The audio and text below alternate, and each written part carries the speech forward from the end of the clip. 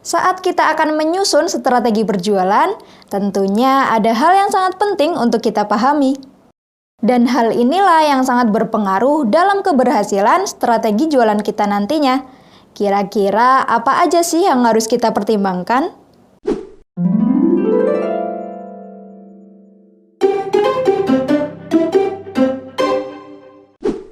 Halo teman-teman UKM, dimanapun kalian berada, semoga dalam keadaan yang baik, sehat, dan bahagia ya teman-teman.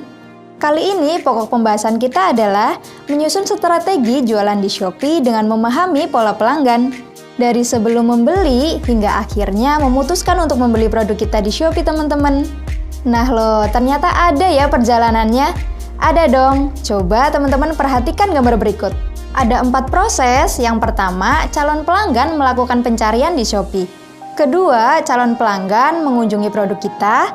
Yang ketiga, mempertimbangkan untuk membeli. Dan yang keempat, membeli produk kita.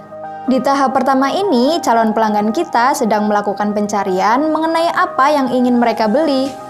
Biasanya, mereka akan mengetikkan kata kunci di pencarian Shopee untuk memudahkan pencarian mereka. Kemudian, mereka akan melihat dan membandingkan beberapa produk yang muncul di hasil pencarian mereka.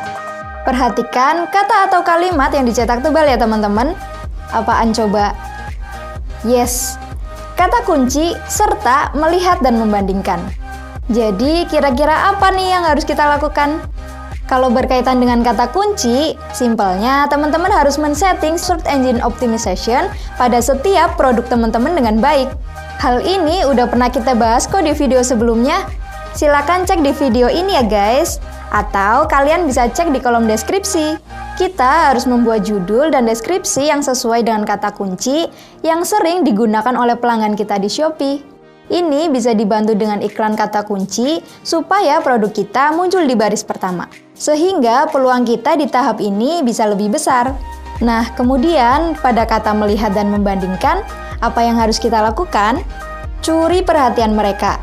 Ingat, pandangan pertama sangat menentukan. Jadi, gunakan foto produk yang menarik.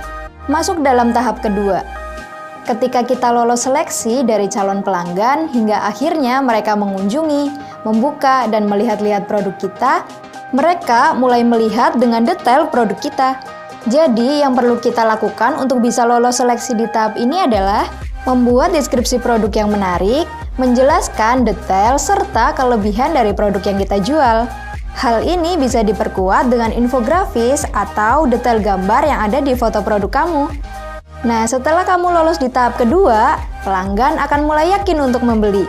Dan ini masuk ke dalam seleksi tahap ketiga, di mana biasanya mereka akan mengirimkan pesan atau chat ke pihak seller atau penjual, serta melihat-lihat testimoni yang ada. Balas pesan mereka secepatnya, dan layani mereka dengan ramah serta profesional.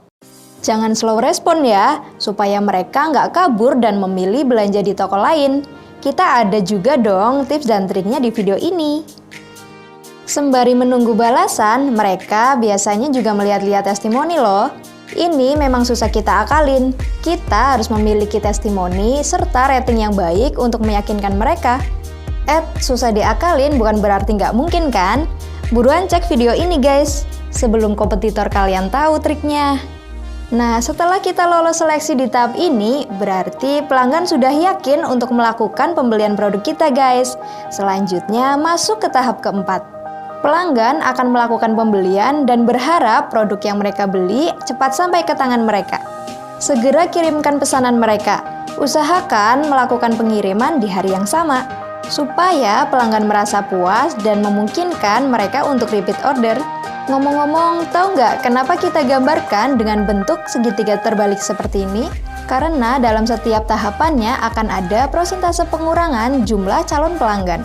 Yang perlu kita lakukan adalah membuat terobosan dan jangan malas untuk mengembangkan ilmu, supaya persentase penurunannya tidak terlalu besar.